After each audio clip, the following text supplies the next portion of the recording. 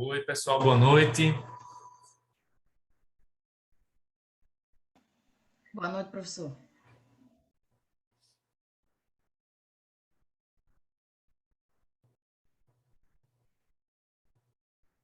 Vamos aguardar aqui a chegada de mais colegas para a gente poder começar.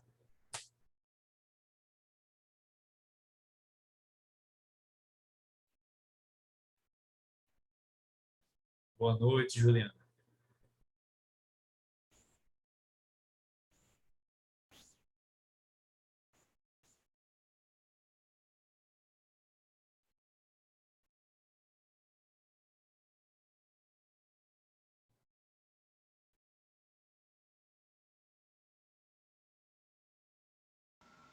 Professor, a gente vai iniciar hoje o conteúdo de boa-fé objetiva, não é isso? É, Tá joia.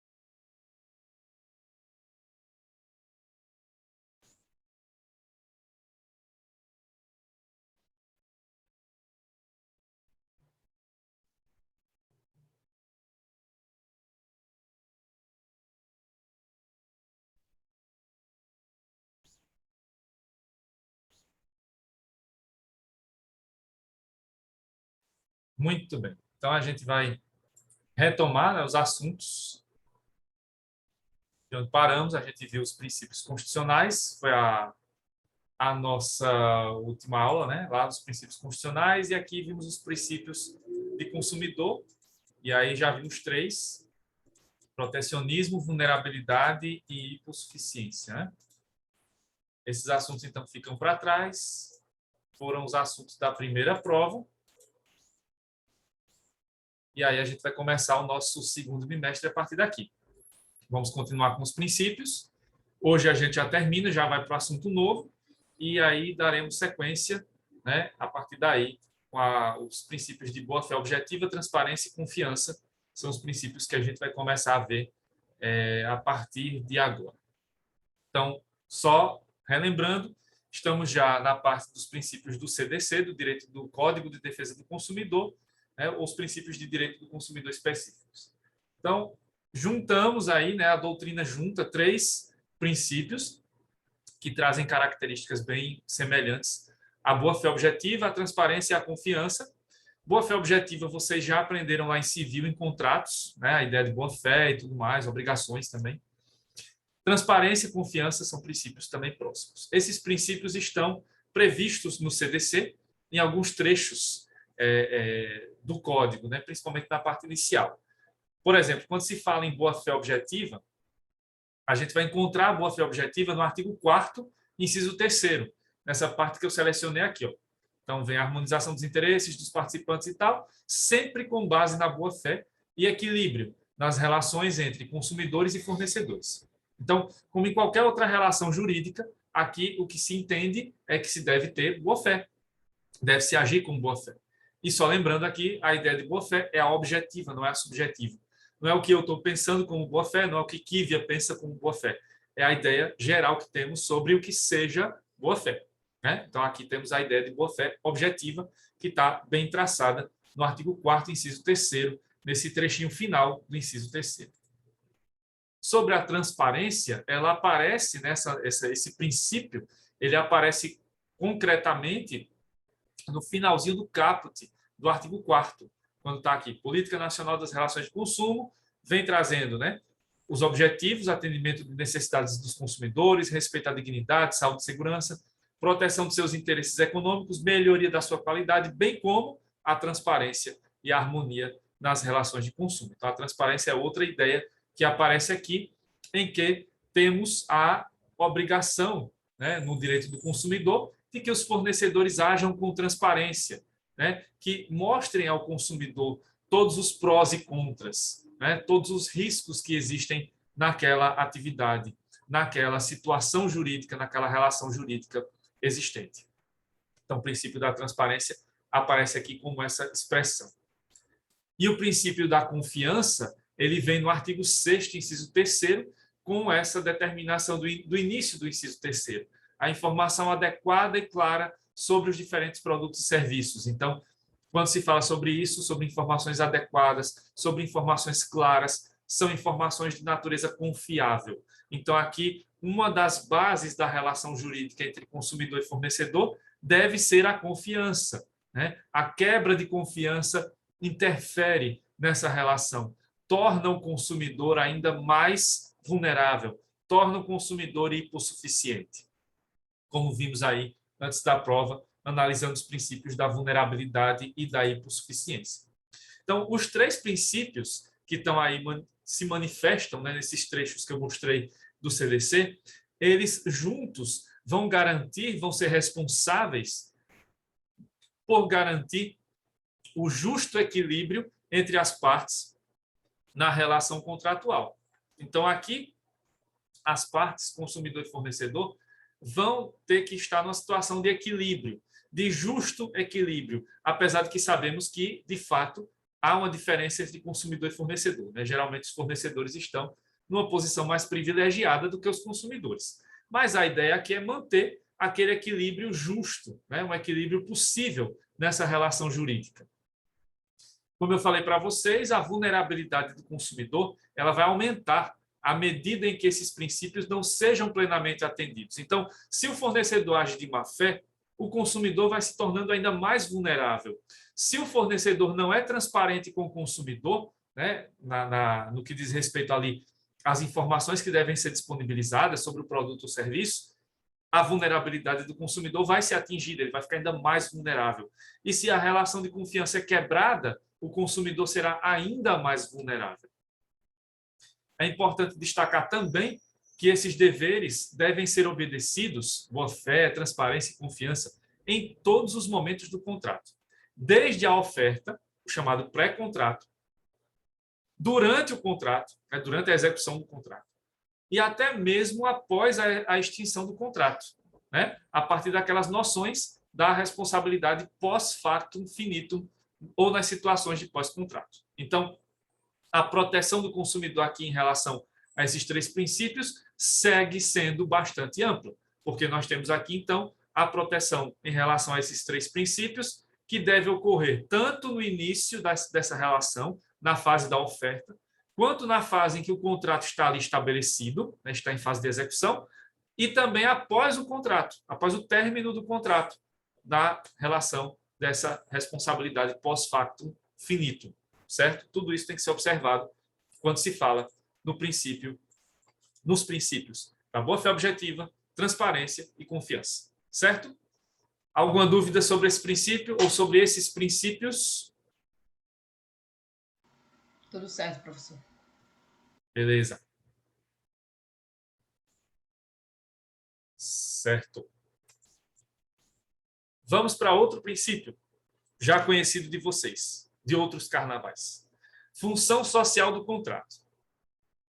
O que é interessante destacar aqui é que no direito do consumidor, o princípio da função social do contrato ele funciona praticamente da mesma maneira que no direito civil. E por uma razão muito simples.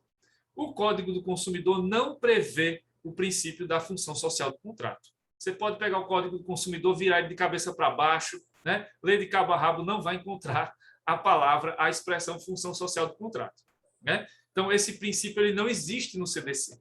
É aí que a gente vai ver pela primeira vez o princípio a ideia lá do diálogo das fontes, a teoria do diálogo das fontes. Então, aqui foi necessário dialogar entre direito do consumidor e direito civil, para que se trouxesse do direito civil para cá a ideia da função social do contrato. Então, nós vamos usar aqui o princípio da função social do contrato do artigo 421 do Código Civil, que é, então, aplicável ao direito do consumidor a partir da teoria do diálogo das fontes. Então, essa garantia da função social do contrato, como vocês já sabem muito bem, está prevista expressamente no artigo 421 do Código Civil, e aqui é uma garantia implícita, mas que nem por isso vai deixar de ter a sua força, né? Como acontece lá no direito constitucional, na Constituição, os princípios implícitos tem a mesma força que os princípios explícitos. Aqui é igual. Então, o princípio da função social do contrato tem que ser obedecido aqui da mesma maneira que lá no direito civil. E ainda mais aqui, né? Porque aqui estamos tratando dessa relação desigual entre consumidor e fornecedor.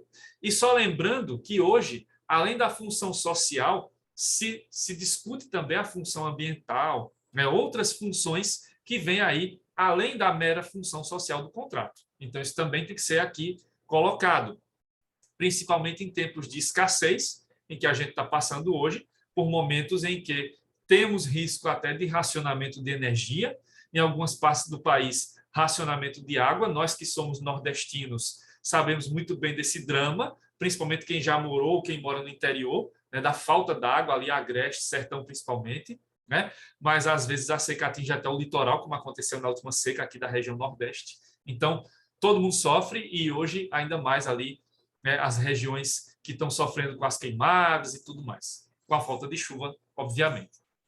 Então, isso leva em consideração também as questões de sustentabilidade e tudo mais. Então, a função social vem hoje também junto com a função ambiental, isso é inegável. E, claro, lembrando, né, da ideia da função social do contrato, aqui nós temos a mitigação das noções clássicas de autonomia da vontade e do pacta sunt servanda, ou seja, da força obrigatória dos contratos. Aquela ideia clássica, né, de que o contrato faz lei entre as partes, de que não pode haver interferência do Estado nessa relação privada. Isso tudo caiu por terra com o princípio da função social do contrato. Porque se o contrato não cumpre a sua função social e hoje, além disso, ainda não cumpre a função ambiental e outras funções, é claro que pode haver a intervenção do Estado aqui, por meio da lei, por meio do Código do Consumidor, por meio do próprio Código Civil aqui, para reequilibrar essa relação. Então, a autonomia da vontade já sabemos que não é absoluta, e a força obrigatória dos contratos não é uma força absoluta também. Ela comporta ponderações, ela comporta, né, determinadas situações ali que poderão mitigar essa determinação, esse princípio clássico do direito civil, que também, né, vai sendo analisado aqui e, consequentemente, superado no direito do consumidor. Então, só lembrando, né, porque vocês já conhecem a função social do contrato e ela aparece aqui da mesma maneira que lá no direito civil, só que aqui, logicamente, adaptada ao direito do consumidor, certo?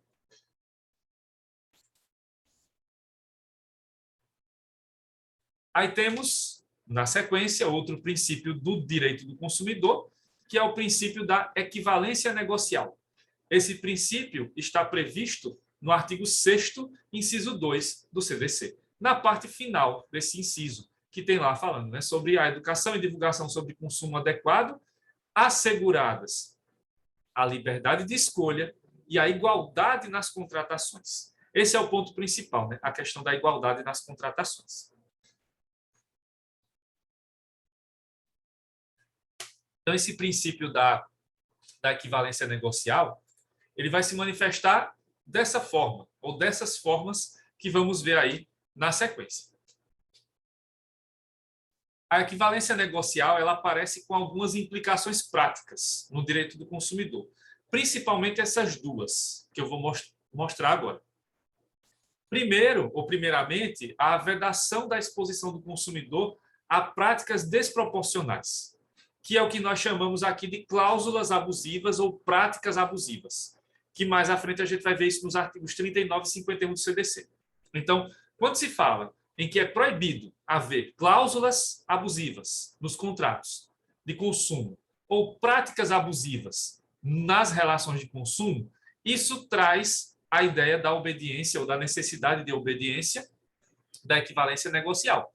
Então, para se garantir a igualdade nas contratações, é preciso que não existam cláusulas abusivas. É preciso que não existam ou não se constituam práticas abusivas, nenhuma prática abusiva, né? Se houver cláusula abusiva, se houver prática abusiva, então isso tem que ser afastado, né, num processo judicial.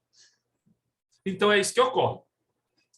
E seja no processo judicial ou em situações de natureza extrajudicial, porque aqui tem a possibilidade de que o PROCON também intervenha nessa relação para afastar a aplicação da cláusula, isso, claro, em natureza de acordo e tudo mais, mas claro que o papel do Poder Judiciário aqui é determinante para que o juiz determine, caso a caso, o afastamento dessas cláusulas ou a reversão dessas práticas abusivas. Tudo isso em benefício, claro, do consumidor.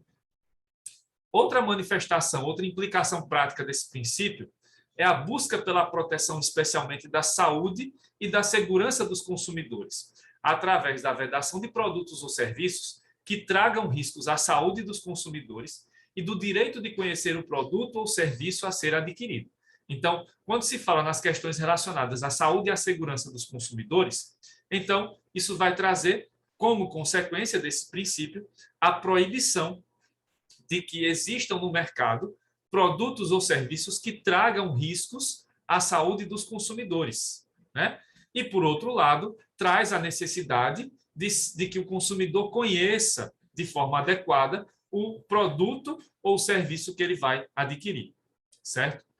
A desobediência aos fundamentos deste princípio levará à possibilidade de revisão judicial do contrato ou à sua anulação, por desequilibrar a relação de consumo. Aqui aparece muito a questão da onerosidade excessiva para o consumidor. Então, se você tem uma cláusula abusiva, então você pode transformar aquela relação jurídica numa relação extremamente onerosa para o consumidor. Isso pode levar, então, à anulação do contrato. Do ponto de vista judicial, então, como eu falei agora, o juiz pode determinar, pode ordenar a revisão judicial desse contrato, né, para afastar as cláusulas abusivas. E aqui há a possibilidade, né, já adiantando, de que exista o aproveitamento do contrato. Lógico, se você tem um contrato com 50 cláusulas e tem 2 abusivas, você não vai anular o contrato inteiro, né? Você vai retirar, vai afastar aquelas 2 cláusulas abusivas e as outras 48 seguem valendo, né? Seguem podendo produzir efeitos. Isso é possível, claro, como acontece lá no direito civil, aqui no direito do consumidor também é possível aproveitar as cláusulas que não forem abusivas. É possível manter as outras práticas que não sejam abusivas. Isso só vai afetar o contrato como um todo, ou a relação de consumo como um todo, se a prática abusiva é determinante para a relação jurídica, ou se a cláusula abusiva é a principal do contrato, é a determinante para que o contrato seja cumprido. Aí realmente fica inviável de aproveitar aquela situação. Mas se é possível ainda aproveitar o contrato ou as outras práticas que não sejam abusivas, claro que isso será levado em consideração, tanto do ponto de vista somente contratual, extrajudicial, quanto do ponto de vista judicial, no que diz respeito à decisão do juiz no caso concreto. Certo, gente? Até aqui alguma dúvida?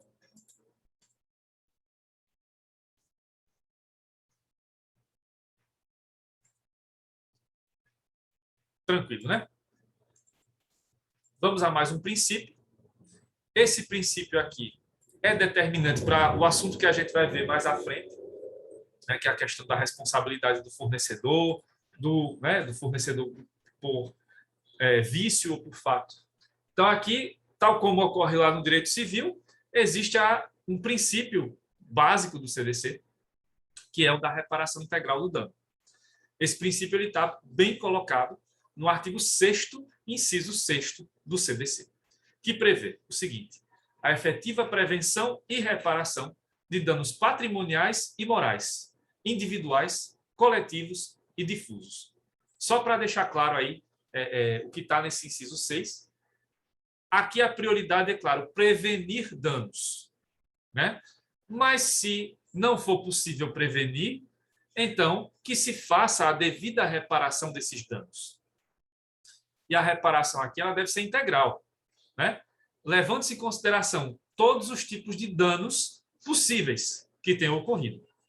Danos meramente patrimoniais, que no direito civil a gente chama de danos materiais, né? Danos morais. Só que a gente vai ver que não basta só o dano moral, pode ter o dano estético, tem outros tipos de dano que também podem ser abarcados por esse inciso 6. Danos individuais. Só um de nós sofreu esse dano, né? Individualmente considerado. Danos coletivos. Você tem ali uma coletividade de pessoas identificável que foi vítima daquele dano, que sofreu aquele dano. E os danos difusos, né? Os danos a uma coletividade como um todo, né? indeterminada, inclusive. Então, tudo isso comporta a ideia da reparação integral do dano, da ideia de tentar devolver aquela relação ao status quo ante, né, ao status quo anterior. Claro que isso não é possível fazer, né, não é possível voltar no tempo. Então, claro que, como vivemos numa sociedade baseada no dinheiro, né, no capitalismo, isso vai refletir em indenizações, né? Então, a reparação vai vir por meio de indenização. Essa indenização, claro, calculada segundo cada caso, segundo a extensão do dano, lembrando que não pode ser tarifada, etc, etc, etc. Como vocês já aprenderam com Manuela, com a professora Manuela, lá em responsabilidade civil. A ideia aqui é basicamente a mesma. Só que essa responsabilidade aqui vai afetar o fornecedor. É ele que vai ter causado o dano, em geral, né? Então, indo mais adiante nesse princípio, temos a garantia de prevenção e reparação de todos os danos suportados, sejam materiais, morais, individuais, coletivos ou difusos, como foi agora lido, né? A vedação de tabelamento de indenizações, sempre é bom lembrar isso, não pode haver tabelamento dos valores de danos, apesar de que o STJ tem usado um tabelamento meio que implícito nos últimos anos, né, para as indenizações, e outros tribunais também têm usado, mas isso não é o que o Código do Consumidor prevê. E aí, só lembrando dos danos, das espécies de dano, que depois vamos voltar a elas. Os danos materiais, né, que trazem aí a busca pela reparação, pela noção de dano emergente e lucro cessante. Isso tem lá nas obrigações também do direito civil, né, vocês já aprenderam.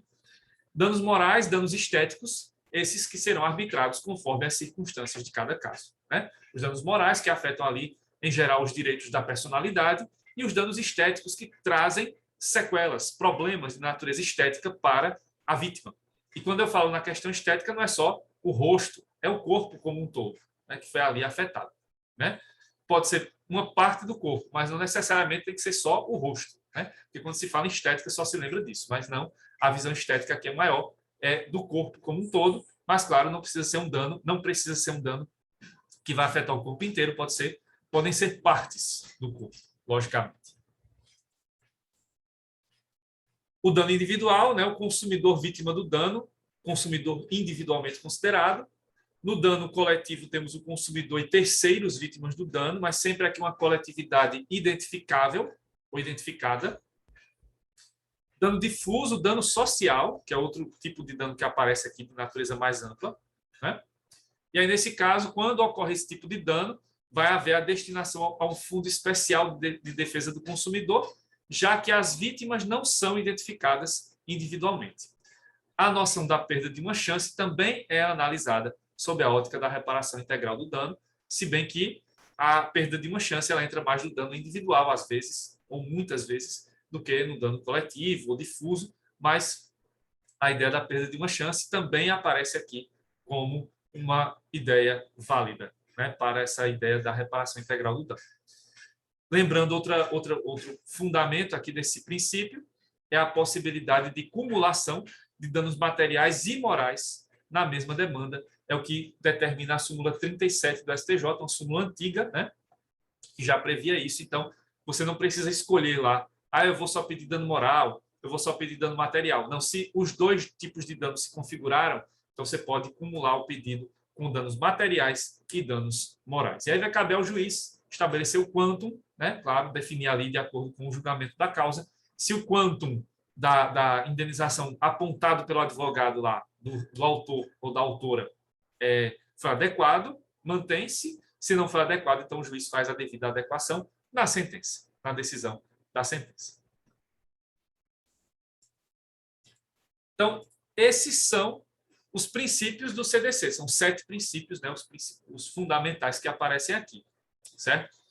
Esse 7º princípio ele é fundamental, é básico, porque depois nós voltaremos a ele quando a gente for estudar a parte da responsabilidade do fornecedor por fato e responsabilidade por vício. Aí a gente vai aprofundar mais essa análise sobre os tipos de dano, as suas circunstâncias e, claro, as soluções que o código estabelece para cada situação. Certo, gente? Então, finalizamos essa parte aí dos princípios, seguimos para a gente ver os direitos, né? E aí, os direitos básicos do consumidor, também temos direitos que são derivados da Constituição e direitos próprios do CDC. Lembrando de direitos que têm a ver com o direito do consumidor e que a gente pode extrair da Constituição. Vida digna, com qualidade de vida, né? A questão da dignidade da pessoa humana aparecendo aí. Saúde, vida sadia, vida saudável, são expressões do direito à saúde aqui. Intimidade, vida privada, honra e imagem. E aí, quando se fala em honra, né, o valor social que pertence à pessoa, que envolve principalmente a autoridade, o prestígio, os dois primeiros relacionados ao reconhecimento do nome e a reputação, que é a boa fama. Isso é importante lá na frente para analisar a questão do dano moral, né? Honra, imagem, vida privada, intimidade, que aparecem como direitos da personalidade que podem ser afetados quando ocorre o dano moral, ou geralmente são afetados quando ocorre o dano moral. Direito à imagem, né? Aí é dividida em imagem-retrato, que é relacionada à reprodução gráfica, a toda forma de exteriorização dos traços físicos e estéticos da pessoa, e a imagem-atributo, que são as características reconhecidas pelo corpo social e são cultivadas pela própria pessoa. Essa é uma distinção feita pelo Luiz Alberto Davi Araújo, mas independente de ser a imagem-retrato ou a imagem-atributo, todas devem ser também devidamente protegidas, como direitos básicos do consumidor aqui. Mais direitos, né? Direito à informação, que vai envolver os direitos de informar, de se informar e de ser informado, né? Pelos órgãos públicos ou pelos fornecedores de produtos ou serviços. Estes últimos, apenas com seus deveres estabelecidos pelo CDC, pois não foram mencionados no texto da Constituição. O texto da Constituição traz o dever de informação dos órgãos públicos e, a nível legislativo, legal, o CDC traz os deveres de informação para os fornecedores. Então, todos eles estão obrigados aqui a informar, nessa expressão do direito à informação, direito de informar, de ser informado, né? Direito de se informar também, certo? E os direitos próprios do CDC, que estão previstos no artigo 6º e seus incisos.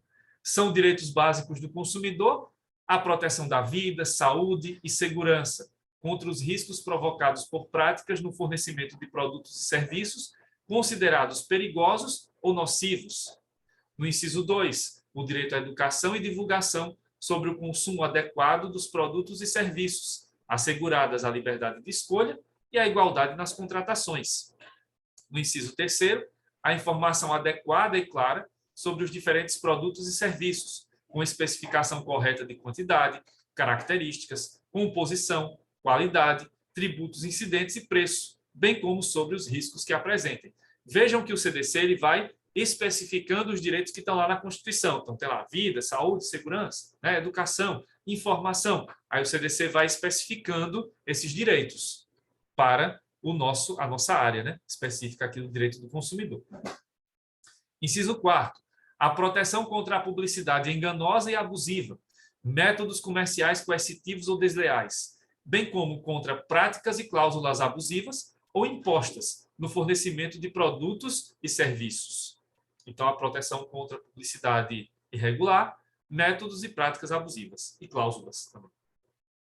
Inciso 5, a modificação das cláusulas contratuais que estabeleçam prestações desproporcionais ou sua revisão em razão de fatos supervenientes que as tornem excessivamente onerosas. Então, o direito aqui de modificação de cláusulas de acordo com situações que configurem onerosidade excessiva para o consumidor. Inciso 6, já vimos, né, agora a reparação integral do dano. O 7, o acesso aos órgãos judiciários e administrativos com vistas à prevenção e reparação, vimos também esse, né? Questão da prevenção e reparação, assegurada a proteção jurídica, administrativa e técnica aos necessitados. Inciso 8º, que vimos lá na hipossuficiência, né, a questão da inversão do ônus da prova, que vocês já sabem que não é automática, né, é preciso solicitar a inversão do ônus da prova, e aí o juiz defere ou não, de acordo com o pedido que confirme ali a situação de hipossuficiência. Inciso 10, o 9 não existe, né, foi revogado. O inciso, ou melhor, ele foi vetado. O inciso 10, a adequada e eficaz prestação de serviços públicos em geral, né? Aí a garantia de serviços públicos de qualidade. Bom, então são, né, 9 incisos ali que trazem vários direitos no artigo 6º, e temos o artigo 7º, que trata da cláusula de abertura, porque pode surgir a dúvida. Os direitos do consumidor são só esses que estão no artigo 6º ou podem existir outros? Aí vem o artigo 7º e abre possibilidade de que existam outros direitos, além dos que estão previstos no artigo 6º. Então, no artigo 7º, os direitos previstos neste Código não excluem outros decorrentes de tratados ou convenções internacionais de que o Brasil seja signatário, da legislação interna ordinária, de regulamentos expedidos pelas autoridades administrativas competentes, bem como dos que derivem dos princípios gerais de direito, analogia, costumes e equidade. Então, abre-se um leque imenso de direitos que podem aparecer e que não estão lá previstos no artigo 6º, né? Então, pode ser legislação internacional, leis internas, regulamentos de autoridades administrativas, além das outras fontes, princípios gerais do direito, analogia, costumes e equidade. Tudo isso pode trazer novos direitos para o direito do consumidor. Então, sobre os direitos do artigo 6º do CDC, eles são números abertos, são em número aberto, né?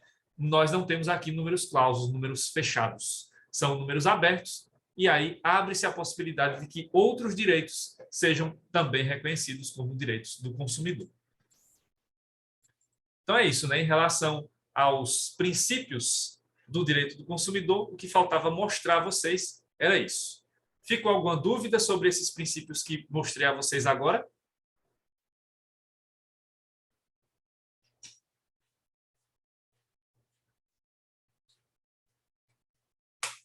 Tranquilo. Beleza. Agora a gente segue para outro assunto, que é outro assunto aqui fundamental, né? Que é a relação jurídica de consumo. A gente está bem atrasadinho aqui no conteúdo, né? Porque tivemos algumas aulas a menos, né? Já era para ter visto isso antes da prova, mas vamos lá. Agora é hora de ver isso, até porque isso vai ajudar vocês na prática, né? Que vocês já devem estar aí na prática e já, se não estão se deparando com causas consumeristas, logo vão se deparar, né? Então, aqui nós temos a definição, né, nessa parte agora, da relação de consumo. E aqui nós vamos analisar nessa parte 4 pontos fundamentais, que são os conceitos de consumidor, de fornecedor, produto e serviço. Sabendo desses 4 conceitos, todo o resto fica bem mais fácil, né, daqui para frente. Então, a gente vai ver isso agora, né? Vai começar a ver isso a partir de agora. Então, a relação jurídica de consumo, ela compreende os sujeitos e o objeto da relação de consumo. Então, a gente divide aqui, segundo a doutrina, os sujeitos da relação de consumo são consumidor e fornecedor, as partes dessa relação, e o objeto de consumo, aqui o objeto dessa relação vai ser o produto ou o serviço, certo? É isso que a gente vai ver agora na sequência. Começando pelo consumidor. Consumidor, né, a ideia de consumidor, ela é definida pelo artigo 2º caput do CDC. Vamos ler, então, o que determina o CDC sobre o que seja o consumidor ou quem seja o consumidor. Consumidor é toda pessoa física ou jurídica que adquire ou utiliza produto ou serviço como destinatário final. Então, vejam que o legislador aqui utilizou, né, uma nomenclatura bem ampla para definir o que seja consumidor. É toda pessoa física ou pessoa jurídica, né? Mas não é qualquer uma mesmo, né? Porque tem um porém aí no final, né? Que adquire ou utiliza produto ou serviço como destinatário final. Então, vai ter uma determinação do próprio código sobre quem pode ser esse consumidor. E aí, na regra geral desse artigo 2º, consumidor é qualquer pessoa que vai adquirir o produto ou adquirir o serviço para a sua utilização como última, né, forma. Então, essa pessoa que vai utilizar o produto ou serviço é o seu destinatário final. É ele que vai usar aquele produto ou serviço pela última vez. E depois esse produto será descartado, será, enfim, né, reciclado. Mas, de qualquer maneira, esse produto especificamente, ele será usado pela última vez, né, por esse consumidor, por essa figura. Vamos entender isso melhor agora no decorrer do assunto, né? Como é que funciona isso, de que maneira vai ser definido quem é esse consumidor. Primeiro, vamos à definição da própria pessoa. Quem é que pode ser consumidor no Brasil? Né? Então, pessoa natural, definida assim pelo Código Civil, mas que aqui no CDC aparece ainda na nomenclatura clássica, mais fácil até de ser lembrada. Pessoa física, né? Somente contratante é uma dúvida que aparece aqui, né? Vamos ver daqui a pouco. É só quem contrata que pode ser considerado consumidor, né? Vamos ver daqui a pouco que não é só isso, tem mais alguma coisa. Pessoa jurídica, sempre a pessoa jurídica é consumidora? Então, tem essa discussão. Mas aí quem pode ser consumidor? Pessoa natural, pessoa física, pessoa jurídica. Os chamados entes despersonalizados, que vocês vão começar a vivenciar isso melhor a partir do próximo semestre, com a parte dos direitos das coisas, direito empresarial, mais à frente direito das sucessões. Aí começam a aparecer condomínio, massa falida, espólio. Eles não são pessoas jurídicas, mas eles podem ser representados nas ações, né, que façam parte. Então, eles são um ente que nem é pessoa jurídica propriamente, mas tem alguns direitos. E aí entram como entes despersonalizados. Eles também podem ser consumidores. Então, o condomínio pode ser consumidor, a massa falida, o espólio, que é a herança, podem ser também consumidores. Outra figura que aparece aqui são os terceiros. Terceiros também podem ser consumidores, ou seja, pessoas que não contrataram aquele produto, pessoas que não contrataram aquele serviço. Então, voltando lá para a primeira pergunta, pessoa física, pessoa natural, somente contratante? Não. Terceiros também podem ser consumidores. Isso é o que prevê o artigo 2º, parágrafo único do CDC, que determina que para-se a consumidor a coletividade de pessoas, ainda que indetermináveis, que haja intervindo nas relações de consumo. Então, consumidor aqui não é só quem contrata. Quem está fora do contrato também pode ser considerado consumidor. Isso é determinante para se estabelecer, por exemplo, as indenizações. Imaginem só um exemplo bem básico aqui, né? Uma pessoa da família vai até o mercado e compra uma caixa de leite, aquele leite longa-vida, né? Estava na validade, tudo certo aparentemente, só que quando ele abre o leite, né, não vai abrir em casa só para ele tomar, tem a família. Então, está lá, por exemplo, o marido, a esposa e 2 filhos. Os 4 vão ingerir aquele leite, mas o leite estava estragado, né? Eles não conseguiram detectar isso pelo sabor, mas ele estava com algum problema. E os 4 vão parar no hospital com problemas digestivos por conta do leite estragado. E aí, quem é que vai ser indenizado? É só o cidadão lá que comprou o leite? Não. É ele, é a sua esposa, são os filhos. Ou seja, o próprio consumidor contratante e os terceiros, que não contrataram, mas que também consumiram. Então, todos eles são considerados consumidores. Da mesma forma, numa festa, né, numa grande festa de casamento, contrata-se um buffet.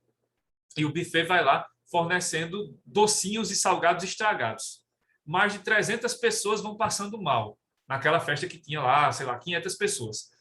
Quem é o consumidor aqui? É só o casal que ia casar e que contratou o buffet? Não. Todos aqueles que foram afetados por aquele evento. Então, terceiros aqui também são consumidores. Uma visão mais ampla sobre o direito do consumidor e sobre quem é consumidor. Pessoal, falta menos de 1 minuto aqui para terminar essa primeira parte, então volto daqui a pouco para a gente continuar falando sobre quem é consumidor, né, quem é definido como tal pelo CDC. Até já.